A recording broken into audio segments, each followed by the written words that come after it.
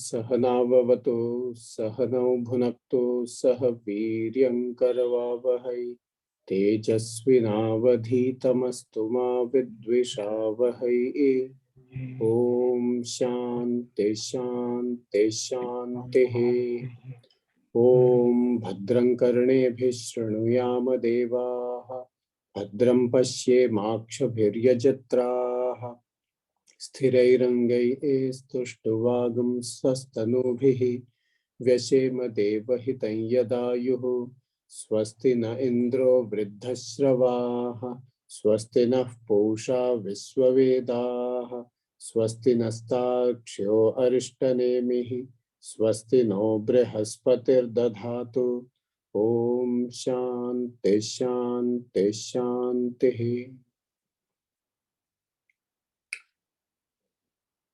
So last time we discussed how Arjuna, being inspired by the teaching of Lord Krishna, that one should perform the actions with evenness of mind, yogastha kuru karmani, samatvam yoga uchyate. So he was inspired, so he coined a word, sthita prajna. And sthita prajna means a person of stable mind. And he wanted to know from Lord Krishna, what are the characteristics of asthita prajna? So first he coined the word himself, and then he asked about the characteristics, the external characteristics of asthita prajna. How does he function in the world? Kimasita vrajeta kim. How does he sit? How does he walk? How does he talk? How does he live? And in reply to his question, Lord Krishna, instead of telling the external characteristics, he actually told him the internal characteristics of such a person. Because externally, different people will show different traits. But internally, the goal is that everyone would like to move towards being a sthita prajna. Moving towards being a sthita prajna means trying to have that stability of mind. And then Bhagavan defines in the first shloka who is a sthita prajna, and he says the one who has given up all desires born out of mind. And in the same breath he says one who is fulfilled, or a sense of fulfillment within, by himself, from within. Now, both of them they go hand in hand. When Lord Krishna says one who has given up all desires, of course, we have already discussed that it is not the person is in a state of coma or paralysis, because even to breathe, one has to desire to live. So it is not like that. Given up all desires means one who has given up desires in which one is beneficiary, or one feels the necessity to fulfill desires to have a sense of fulfillment. most of the times we chase our desires because fulfillment of desires gives us a sense of fulfillment for me. Whereas a person who is already self-fulfilled from within, one who doesn't have that sense of lack or smallness or incompleteness, for that person, fulfillment of desires have very little meaning. And we also saw that example that I mean, with reference to certain games like snake and ladder or the game of Ludo, at one point of time, it was something, a very serious affair. Winning the game was very, very important because it would give us a sense of fulfillment. But in due course, later in life, the same game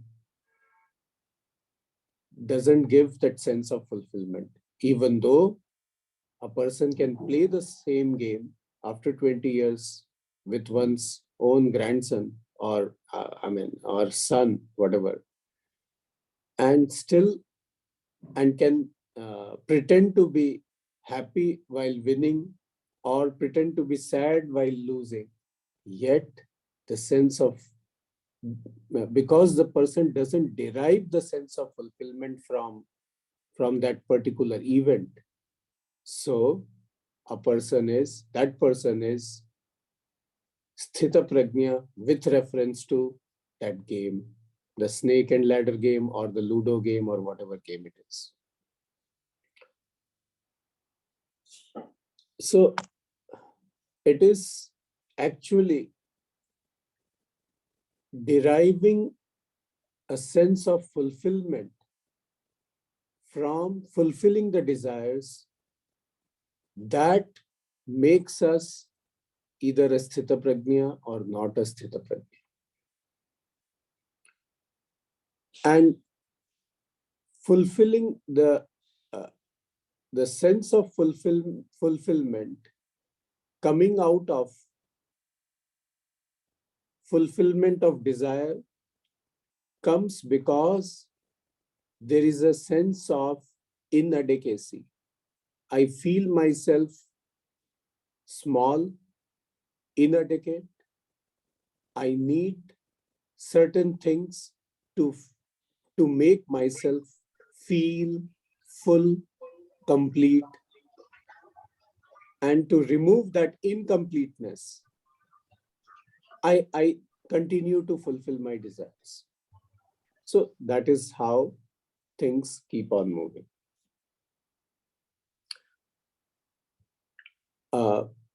Why to even talk of the Bhagavad Gita? I have read one of the books, I think it's called The Erroneous Zones by Dr. Wayne Dyer or somebody. Yeah. There again, that person talks about how we can, from a person whose compass or whose reference is centered on the outside world, from there, how that person can make self as the reference instead of depending upon approval from outside, depending upon fulfillment of desires from outside, and then be happy or contented. A person can shift that whole thing within and feel the sense of completeness. In fact, this book, it's such a nice book, and many of you must have already read it also. And those who have not, they should go through it. It makes a person more mature, and it also, I would say, it gives half the sense of what Sthita Prajna is being talked about in the Bhagavad Gita. Of course, it doesn't talk about the spiritual discipline and the vision of the whole, because unless that vision of the whole is there, and that becomes part of my life or start becoming part of my life, that sense of fulfillment will be incomplete, or it could even gradually degenerate or get scattered. But even to understand what the Bhagavad Gita says, and even to be open to that vision of fullness or completeness, one has to be free from those erroneous zones. And it talks about many of the erroneous zones. The brief summary is, we are captive of our own emotional self, and our own emotions keep guiding us, keep dragging us, and it prevents us from being anchored within oneself. We keep on looking for anchors outside, emotional anchors outside. So that way, it's a very good book. Then we also saw, since the person, the Sthita Prajna who is being talked about, derives the sense of fulfillment from within, therefore, that person is not affected by difficult situations outside or pleasant situations outside emotionally. Dukheshu anudvigna manaha, sukheshu vigataspriha, वीतराग भय क्रोध स्थितधीहि मुनिरुच्यते यस्सर्वत्र अनभिस्नेहः तत्तत् प्राप्य शुभाशुभम नाभिनन्दति न द्वेष्टि तस्य प्रज्ञा प्रतिष्ठिता. And we also saw last time that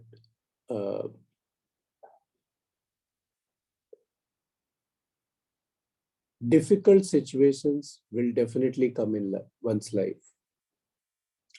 Unless one is prepared to handle such situations, and unless one learns about it, one may get paralyzed in such situations, or it may leave irreversible damages within oneself.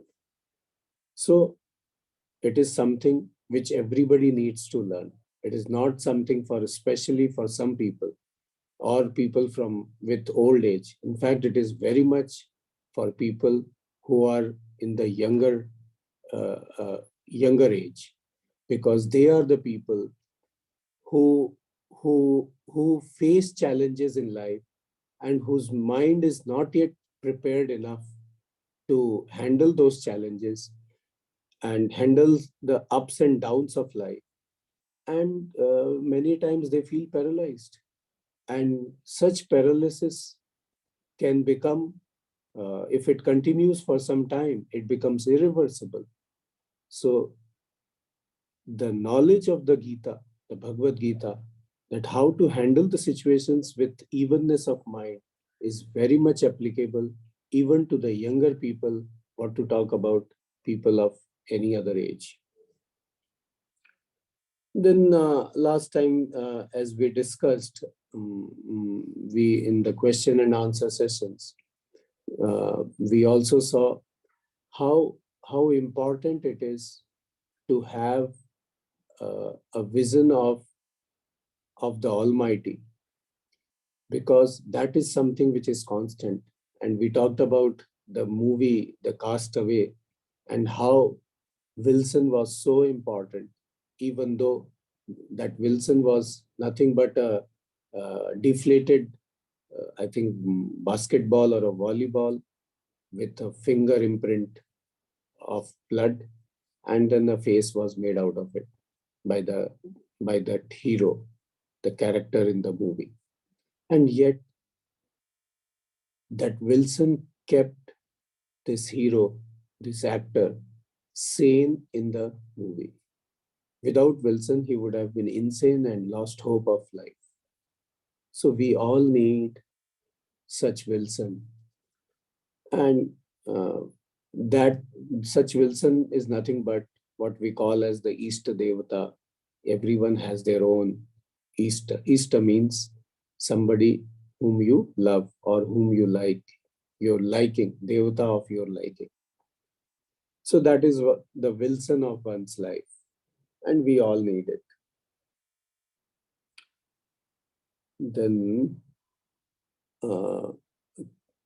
Rajesh ji, could you please show us sloka number 59? 59, right? 59. Okay, give me one second. Vishaya vinivartante niraharasya dehina. I had sent it last time. Yeah.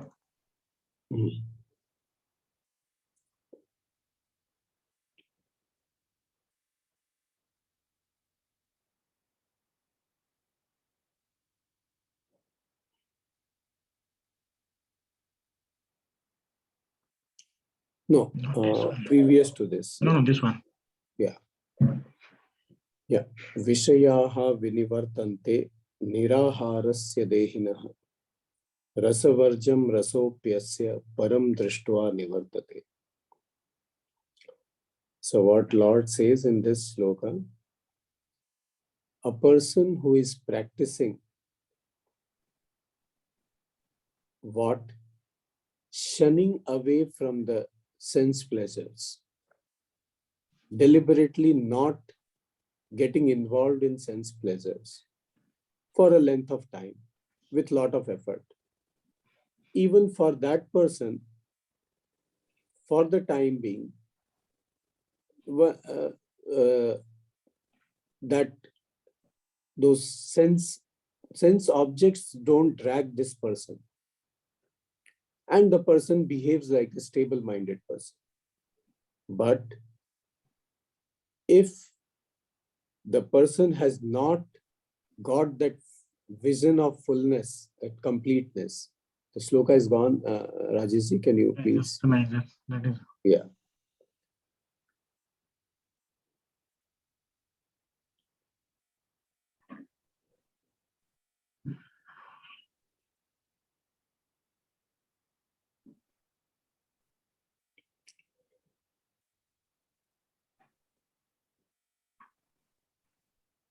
So I'll continue. Yeah. By practicing withdrawal from sense objects, one may conquer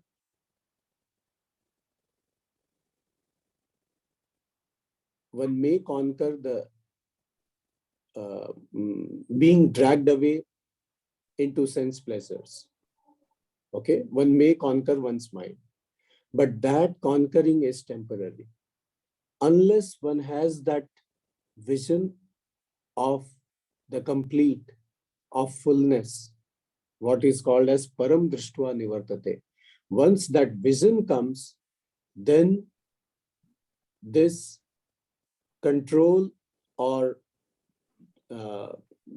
this capacity not being dragged away by the sense objects, that becomes stable. Otherwise, sense objects and sense organs, they have a tendency, if they will come in contact with each other, no matter how much you try, gradually the sense organs will get dragged into the sense objects. Only with a vision of fullness, completeness, one's own identity, that I am not a limited person, not a limited individual within, encased in this body. Only with that vision, it will, the capacity to not being dragged away by sense objects will stay. Otherwise, it won't stay. Tani sarvani sanyamya yukta asita matparaha vashehi yasyendriyani tasya prajna pratisthita. Do you see that now? Yeah, but they are smaller in size. I cannot see it, unfortunately. We can see it, but the size is small. Yeah, like for unfortunately, I am not able to see it, my screen. That's Oh, something happened here actually. this is fine. Okay, otherwise I'll just leave the meeting and join again, please, if you Yeah, don't mind. no problem. No problem. Sure. Something happened in my settings, and I'm Doesn't not. matter. Doesn't matter.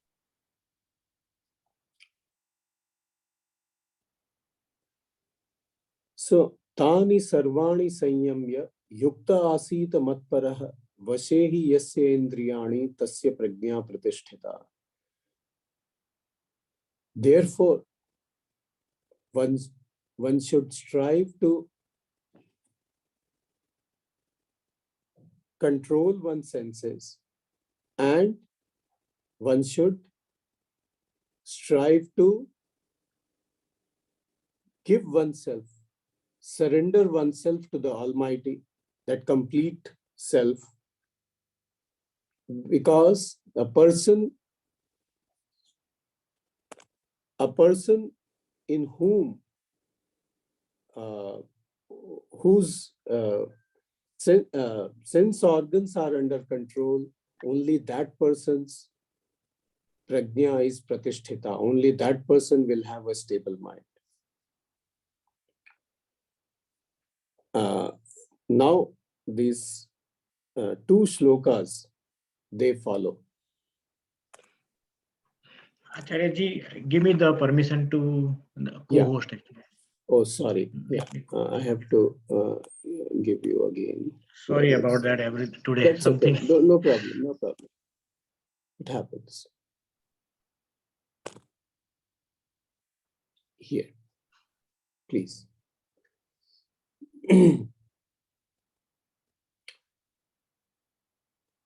ध्यायतो विषयान् पुंसः संगस्तेषुपजायते संगात् संजायते कामः कामात् क्रोधोऽभिजायते क्रोधात् भवति सम्मोहः सम्मोहात् स्मृतिविभ्रमः स्मृतिभ्रंशात् बुद्धिनाशः बुद्धिनाशात् प्रणश्यति. Now this gives us the next set of slokas, Rajesh ji. Okay, sure. It's called a Karanamala. There is a sequence, how things develop. It's very important we see this. Dhyayato visayan pumsa. When a person starts thinking about sense objects, sangas teshu pajayate, the person develops an attachment towards those sense objects. Sangat sanjayate kamaha. That attachment gradually converts into a strong desire to have it. Kamat krodho vijayate. And from that strong desire arises anger. Now, how does anger arise from strong desire? Because when a strong desire arises, at times it is fulfilled and one is happy. But there are times when it is not fulfilled, then one becomes angry about it. Okay, one loses control. Krodhat bhavati sammoha. And from that anger, the intellect gets covered. Okay. Sammohat smriti vibhramaha. And once the intellect gets covered, one loses one's learning, old learnings, whatever memory one has, one's own experience. Okay, one loses that because the mind is clouded. Knowledge is not handy. The experience is not handy. Smriti bhramshad buddhi nasha. And when one loses that connect with the old experience or memory, then buddhi nasha. The person's intellect is as though destroyed. Buddhi nashat pranashyati. And once intellect is not available, it behaves as if it is destroyed. The person is destroyed. So this is how the connection between dwelling upon the sense objects to the loss of person, the fall of person. Of course, in between, the connect is when the desires are not fulfilled. And definitely we are not the masters. Every time we cannot control all the shots. We cannot control when my desire arises, it will get fulfilled. That is not in our control. Desires arise, sometimes they get fulfilled, at other times they are not. And once they are not fulfilled, then the whole problem arises. And if I am not ready, not equipped to handle that situation, I'm lost. Raga dvesha viyuktaistu vishayan indriyaicharan atmavashyer vidheyatma prasadam adhigacchati. So a person who is free from raga dvesha, or in whom raga dvesha, likes and dislikes, are under control, such a person who is under control of himself, even while moving through the sense objects, doesn't get affected and remains in peace of mind. So the entire story is actually, Bhagavad Gita tells us, yes, winning is important. We should be winners. But it is equally important, or sometimes all the more important, to learn how to lose. Because losing is also part of the game. Most of the times, we are inspired by winning stories. We are inspired by winners. But we never know, for one winning story, there are 10 losing stories. And losing stories are never discussed. So we have a dream in our mind that everybody is a winner and winning is important and nothing else is important. Whereas it is all the more important that I learn how to lose without losing myself. Otherwise, if when I lose myself completely, and that's really very bad.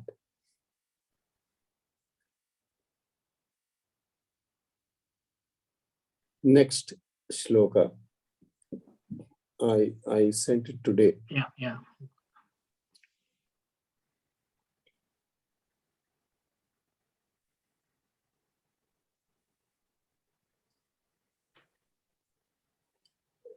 नास्ति बुद्धिः अयुक्तस्य न च अयुक्तस्य भावना न च भावयतः शान्तिः अशान्तस्य कुतः सुखम्.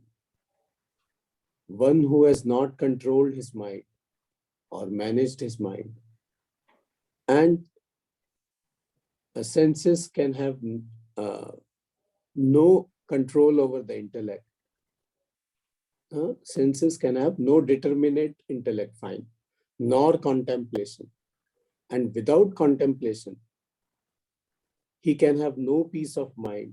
And without peace of mind, how can there be happiness? So this is all connected.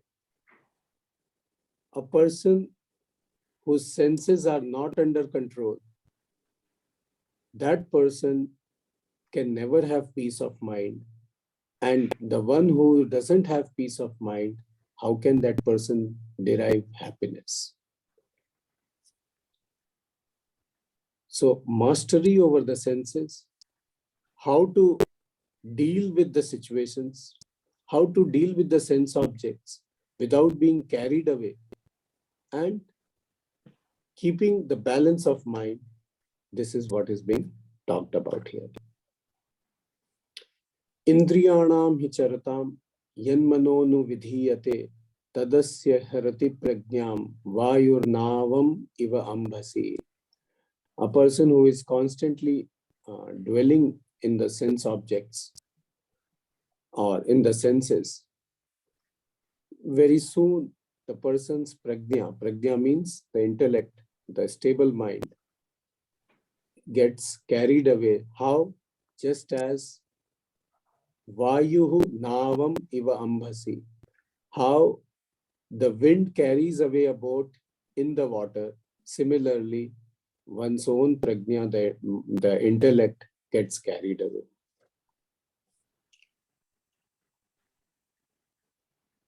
Apuryamanam achala pratishtham. Next sloka.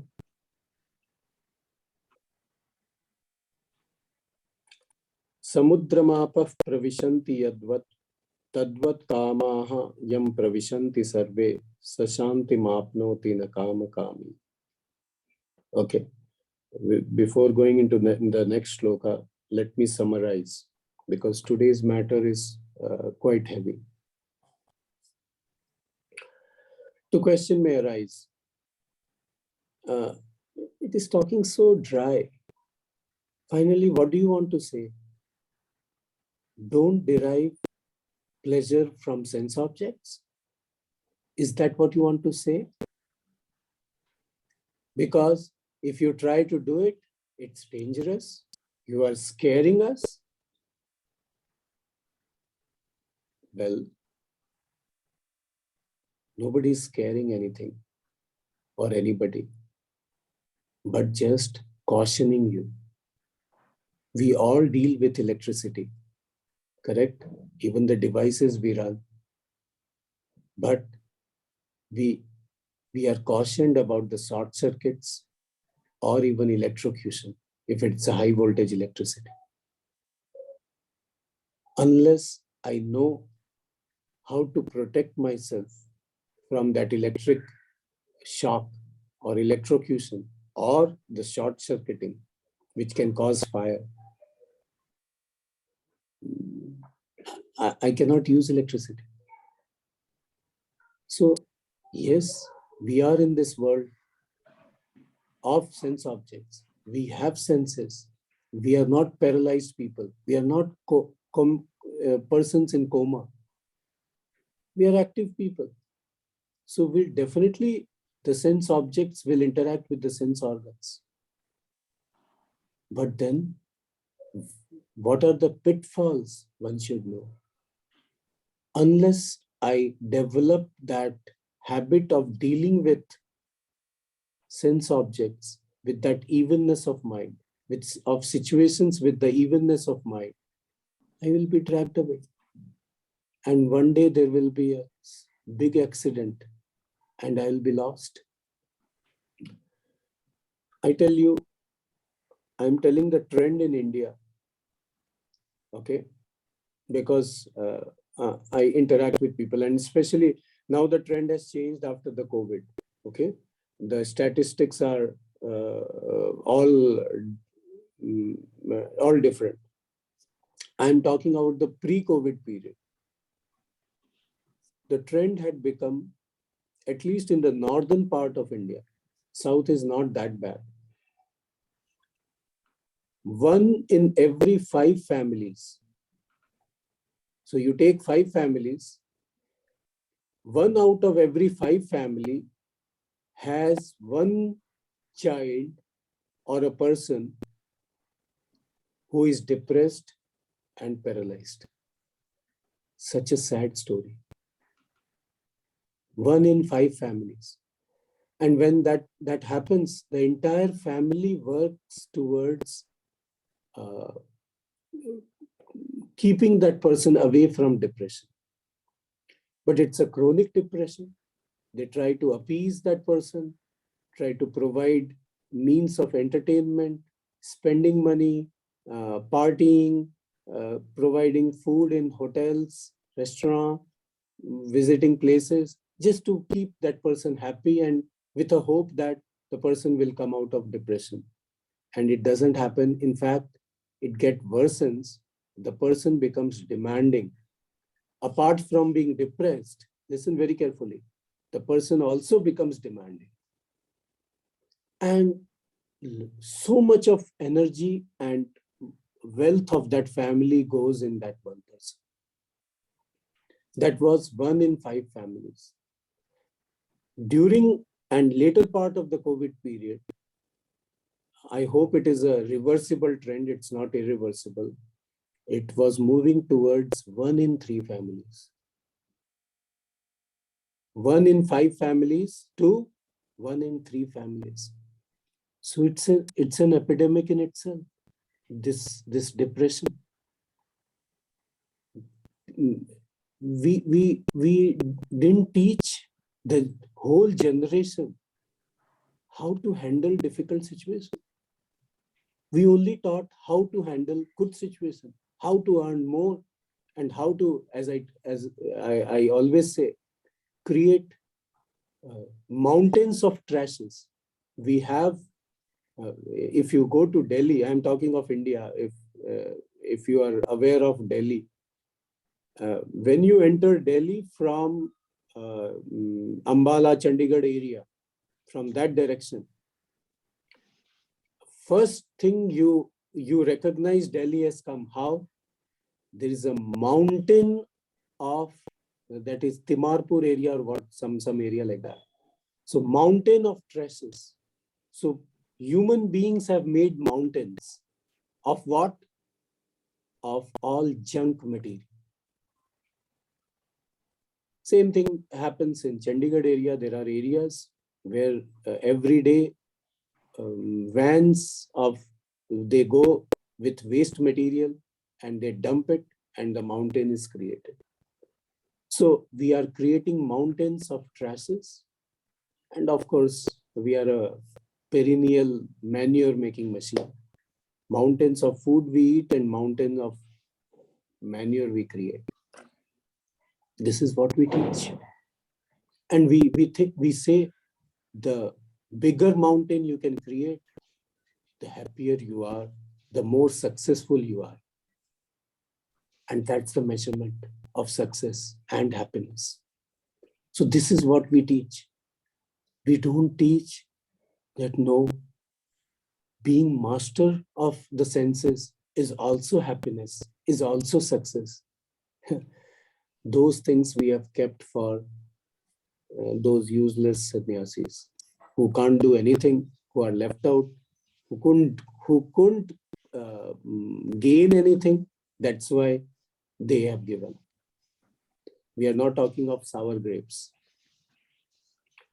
But it is important that we also teach the generation that yes, okay, one has to deal with the sense objects and the sense organs when one interacts, when derives the pleasure, all different types of experience, all that is fine.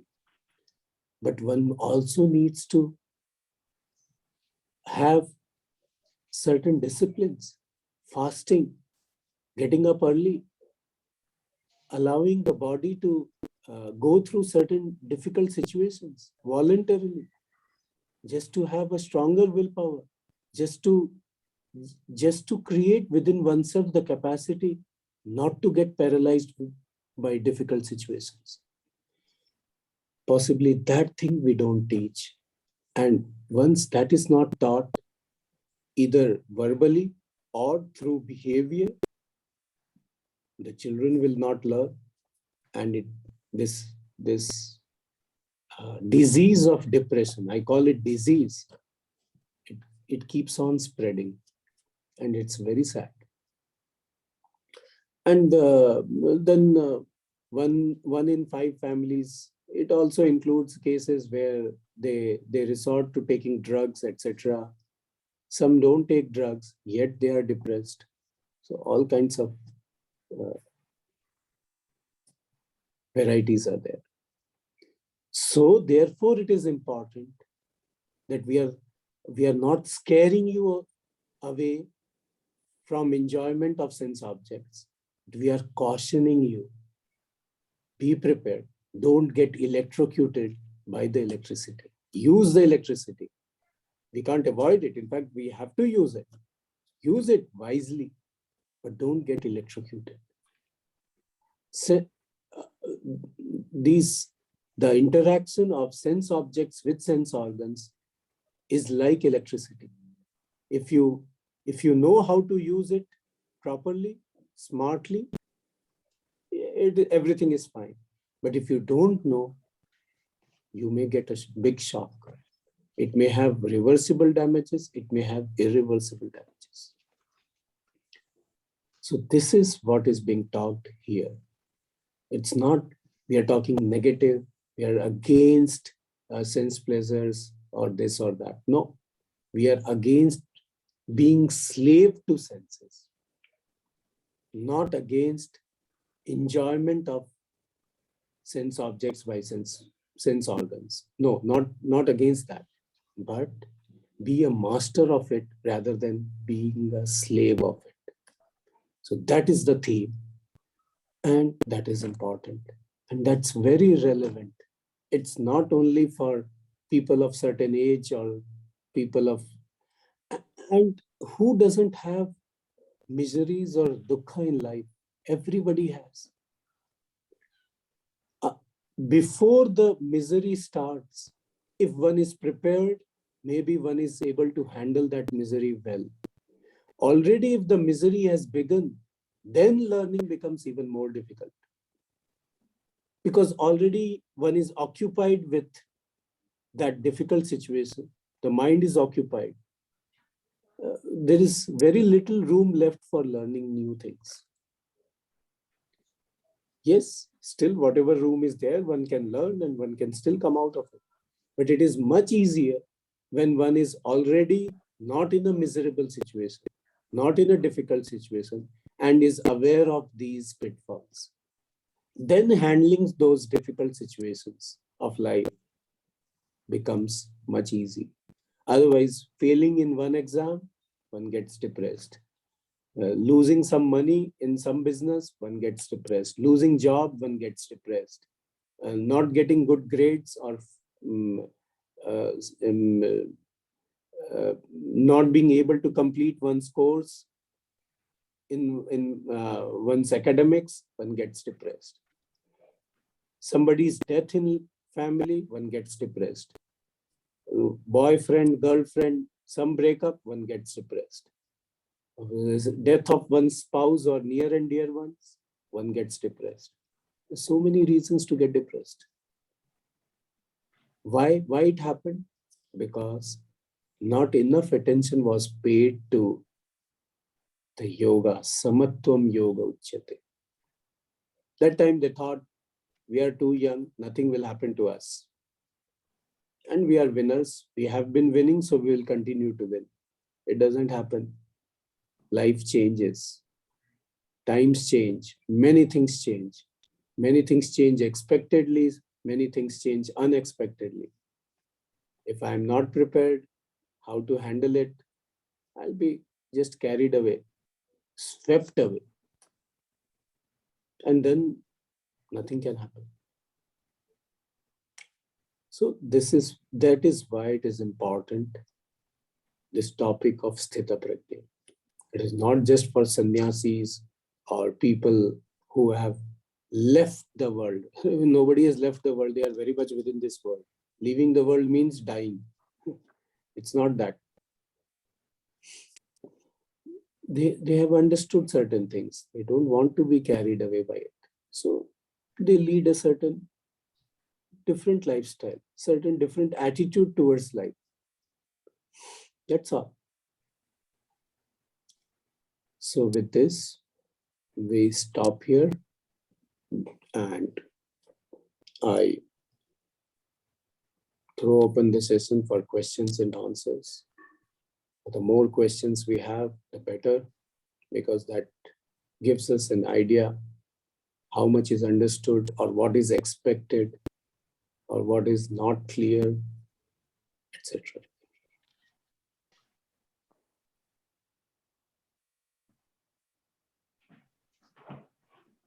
Navneetji, this is Anil. Yeah, namaste. Namaste ji. Just a quick observation. First of all, very interesting in terms of being prepared for whether failures or difficulties in life, which always happen. But at a very young age, we always have been taught to have expectations or what we call goals. And in terms of setting a standard which is perhaps higher. I guess what you're saying is that those things are still okay, but we have to be trained in our mind to expect whatever comes. So is it like saying that just accept whatever comes and just keep on going? Yes. Learn to accept whatever comes and then replan what is to be done next. Rather than brooding over it, crying over it, be prepared. Things may happen the way you expect. Things may not happen the way you expect. Then you should have a plan B, C, or D. Like earlier in childhood, you have a goal, certain goal, that after 8th standard, 10th standard, 12th standard, or whatever, after graduation, you would go for this particular field or this particular line, whatever you want to go. It may happen, yes, good. What mistake we do is we give too much of importance to these lines. Believe in yourself. If you believe in yourself, you will succeed. Yes, if you believe in yourself, your chances of success will be definitely higher. But don't say you will succeed. You may still fail. Because the day you want to appear for the examination or the interview, you may get a headache. You may get a fever and you are lost. 1 year is gone. Next year, who knows? So, yes, believing in yourself is important. Say that your chances of success will increase manifold. Don't say you will succeed. It's all probability game. Don't make probability as 100. Never it is. And that is where we make mistakes. Okay, we try to encourage that person, motivate that person. That is good. But we have to be little careful in the words. We can say that your chances will become very close to 100%. No harm, but don't say 100%. And therefore, you should have a plan B or C. Suppose it doesn't go through. Then what will you do? No, don't think negative. You just think you will succeed, then you will succeed. This is a shit. This is leading to 1 in 5 families. I agree. Syndrome. You say, yes, all my blessings are there, all my good wishes, and you will succeed. But in case you don't, what is your plan B or C or D? That way, what I'm doing, I'm preparing that person for that small probability of losing, which is the same thinking. That's all. That may prevent a big shock or a big depression.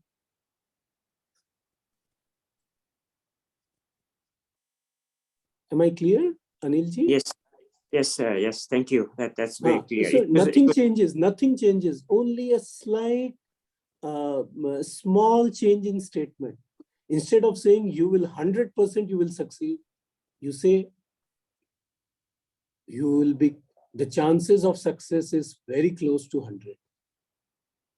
So what that means is we also should maintain the same standard or high standard or whatever we feel we perhaps should aim for in the goals, right? But what you're saying is plan B in case it doesn't work. Yes. If NASA wants to launch a rocket, they will launch. They do all checks. Yet 1 in 100 or 1 in 500 rockets do not fire up or they get lost in the space. That's how we have Kalpana Chawla episode. And one is prepared. And listen, it's not an impractical idea. Don't we purchase insurance policies? Tell me. Why do we? Why do we? Tell me. Just in We'll case. be very confident. No, I won't die in between. There won't be any accident in my life. Nothing is going to happen. That's a positive attitude. Continue with that. Shit. That's a shit. On one hand, we have that tendency of buying insurance policies because there's always a chance. It may be 0.01% or even lesser. Doesn't matter. Still we do it. When we buy insurance policies, why can't we give insurance advice to our youngsters? That there's a small chance. If it doesn't work, then you should have a backup. That's all. That's a prudent thing, and that's a mature thinking. Otherwise, it's a foolhardy thinking. And that foolhardiness leads to disasters. The youngster takes it very seriously, sometimes becomes overconfident, or doesn't gauge the competition, or doesn't gauge something, loses, and just gets destroyed. Thank you. It's clear. Any other question? That was very good tip, Navneetji, to preparing the younger kids actually. Yeah, Thank you. and it's very simple. Nothing very complicated or mysterious I've talked about. It is just to say that there is a chance. You just prepare them to lose and work for success. Work for success, but prepare them to lose. That's all. Okay, stop here. Anybody else? I think somebody was trying. I was trying earlier, but I think I can ask next week. It's getting late, so. No, it's You okay. know. We have still Yeah, have, we quickly still have some you time. ask, and if required, I can answer next week, Okay. or I may answer So, now. so along this topic, like we also talked about, we didn't discuss today, but we have our prarabdha karma that will happen in this lifetime, and how much of a free will we have. Can we remove our prarabdha karma to take over something? Let's say prarabdha karma, something bad is going to happen. How much of plan A, B, C we Yeah. have to avoid that. I know. There's no one answer to it. It depends how strong is the prarabdha karma. The prarabdha karma is too strong. Really speaking, nothing much we can do. Okay? It is like I have a cup of hot water. Now, how much warmth it can give, it depends on the remaining bucket of water, how hot or cold that water is.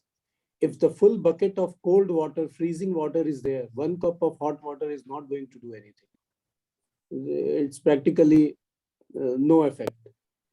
But if the bucket of water itself is not that cold, it's just lukewarm, then 1 cup of hot water definitely adds to that warmth and makes us feel that warmth.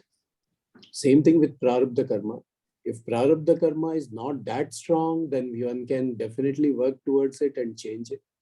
But sometimes it is very strong, and then one has to go through it, bear it. Nothing much one can do about it. And that prarabdha karma, whether how strong it is or how weak it is, sometimes we get a sense by ourselves, or we have something called astrology, and it does talk about those prarabdha karma. It does predict, and it does tell how strong or weak it is, and accordingly tells us different upayas, different methods to deal with it. Those things do exist. That's how astrologers survive all over the world. Thank you.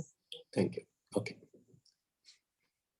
Om Purnamada Purnamidam Purnat Purnamudachyate Purnasya Purnamadaya Purnameva Vasishyate.